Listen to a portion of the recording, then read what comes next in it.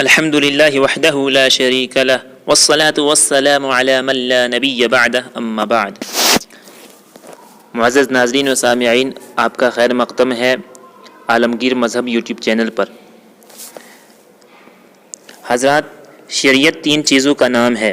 Number 1 عقائد، number 2 مسائل، number 3 اخلاق۔ یہ 3 چیزیں ملیں تو شریعت بنتی ہے۔ عقائد کو نکال دو تو شریعت نہیں بنتی، مسائل کو نکال دو تو شریعت نہیں بنتی، اخلاق کو نکال دو تو بھی شریعت نہیں بنتی۔ تو شریعت کے 3 حصے ہیں، ایک حصے کا نام عقائد ہے، ایک حصے کا نام مسائل ہے، ایک حصے کا نام اخلاق ہے۔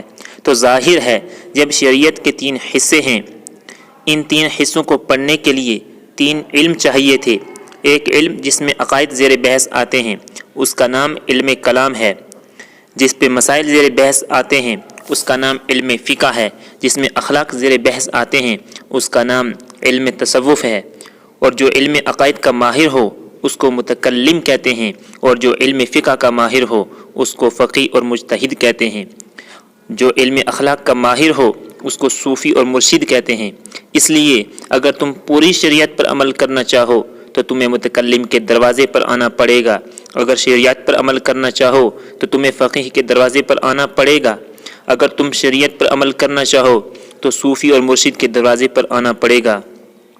اب ہمارے دارالعلوم دیوبند کے اکابر کو دیکھو، بیک وقت متکلم بھی تھے، بیک وقت فقیہ بھی تھے، بیک وقت صوفی اور مرشد بھی تھے۔ دنیا والو، اگر تم یہ ساری نعمتیں ایک جگہ پر لینی چاہو تو علماء دیوبند کے دروازے پر آنا پڑے گا۔ وآخر دعوانا الحمد للہ رب العالمین۔